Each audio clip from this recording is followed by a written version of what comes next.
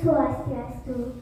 Perkenalkan, nama saya Nikade Widya Devita Putri, perwakilan dari SD nomor 1 Benoa, nomor undian 16. Saya akan menceritakan cerita rakyat yang berasal dari Kalimantan Barat, yaitu Batu Menangis. Di sebuah desa, hiduplah seorang gadis cantik yang bernama Darmi bersama ibunya yang merupakan seorang janda tua. Ayah Darmi sudah lama telah tiada, dan karena inilah Darmi dan ibunya hidup serba sulit. Untuk menafkahi hidup mereka berdua, ibu Darmi rela bekerja kasar dalam kerja mereka. Dan karena inilah tubuh ibunya semakin lama semakin kurus dan kulitnya semakin lama semakin gelap. Sayang, Darmi sudah terbiasa dengan hidupnya bermalas-malasan dan hanya berada di depan cermin.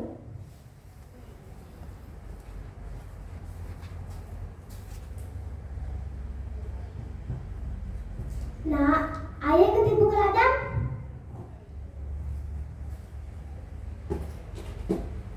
Enggak. Aku tidak terbiasa bekerja di ladang.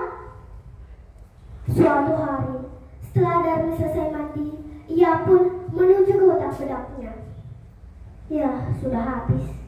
Seharusnya tadi meminta uang kepada ibu untuk membeli bedak baru, katanya.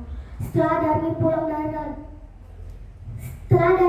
ladang, ia pun meminta uang pada ibunya. Bu, berikan aku bedak, kata Darmi dengan tidak sedikit pun melihat ke ibunya. Tapi ibu belum punya cukup uang, nak. Uang ibu ini saja hanya cukup untuk membeli makanan kita di bulan ini saja. Ibu pelit, mengapa aku punya ibu yang pelit seperti ini? Aku juga tidak pernah minta ibu melihat aku dari ini. Aku juga tidak pernah minta ibu menjadi ibuku, kata Darmi. Ibunya yang mendengar perkataan anaknya pun bersedih, dan ibunya pun membuka dompetnya.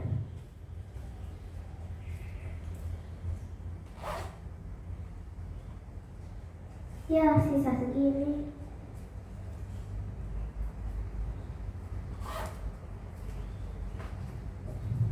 Keesokan harinya, ibu Darmi pun mengajak Darmi untuk ke pasar untuk membeli bedak baru. Tak. Nak, ayo ikut ibu ke pasar. Bukankah kamu bilang kamu ingin membeli bedak baru? Benarkah? Iya, benar. Kalau begitu, ibu langsung saja ke pasar dan belikan bedak baruku. Aku tidak mau ikut karena aku takut mukaku yang putih ini menjadi gelap dan kotor. Tapi ibu tidak tahu bedak apa yang kamu inginkan, nak. Baiklah, aku akan ikut, tapi dengan satu syarat. Ibu harus berjanji untuk tidak berjalan dekat-dekat denganku. Lalu Darmi pun keluar dari kamarnya dan bersiap-siap untuk pergi ke pasar bersama ibunya. Saat di perjalanan, Darmi berjalan cepat-cepat agar ibunya ketinggalan jauh darinya. Ia pun tidak sekalipun menoleh ke belakang melihat ibunya yang setengah berlari mengejarnya. Darmi tunggu ibu. Tetapi walaupun Darmi sudah berusaha agar ibunya ketinggalan jauh darinya, ia tetap tidak bisa menghindar dari tatapan warga. Selain warga di sana, teman-temannya juga melihatnya, dan teman-temannya pun menghampirinya. Hai Darmi, kamu mau kemana? Tanya teman-temannya. Aku mau ke pasar, mau membeli bedak baru, jawab Darmi dengan gugup dan setengah hati. Oh, lalu itu siapa?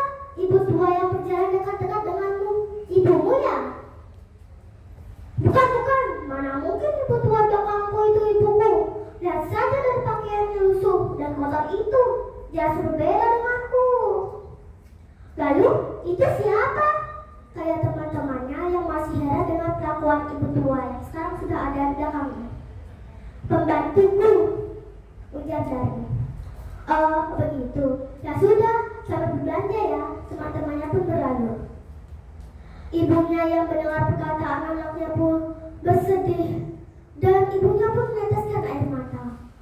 Darmi yang mendengar tangisan ibunya pun lalu bersolek belakang dan menghampiri ibunya. Ibu sedang apa? Ayo cepat bangun, kita lanjutkan perjalanan kita. Warga desa yang berlalang di situ pun berhenti dan mengerumuni gadis dan ibu tersebut. Ibu sedang apa? Ayo cepat bangun. Semua orang sedang melihat kita. Jangan membuatku malu, kata Darmi. Ibunya yang mendengar perkataan anaknya pun bersedih dan ibunya pun berdoa kepada Tuhan. Ya Tuhan, aku sudah tidak sanggup lagi menahan kesedihan ini. Anakku sudah keterlaluan dan hamba tidak tahu harus berbuat apa-apa. Berikanlah hukum yang setimpal untuk anak yang durhaka ini. Darmi yang mendengar perkataan ibunya pun resah panik dan berlari menghindar dari kerumunan.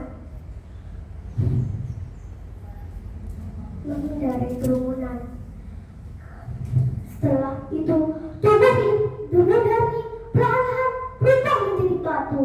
Sebelum tubuhnya sepenuhnya berubah jadi batu, ia pun berteriak meminta maaf kepada ibunya. Ibu, maafkan aku, Bu. Aku tahu aku salah. Aku tidak akan mengulangi lagi. Tetapi nasi pun telah menjadi bubur. Permintaan maaf apapun sudah tidak berguna. Setelah Darmi sepenuhnya menjadi batu, warga desa nantinya pun memindahkan batu itu di dekat tebing sebagai peringatan. Janganlah jadi anak yang durhaka. Jadi, janganlah jadi anak yang durhaka pada orang tua seperti Darmi. Itulah pesan orangnya. Dan lalu batu itu pun dinamakan Batu Menangis sesuai dengan akhir cerita Darmi. Om Santi Santi Santi Om.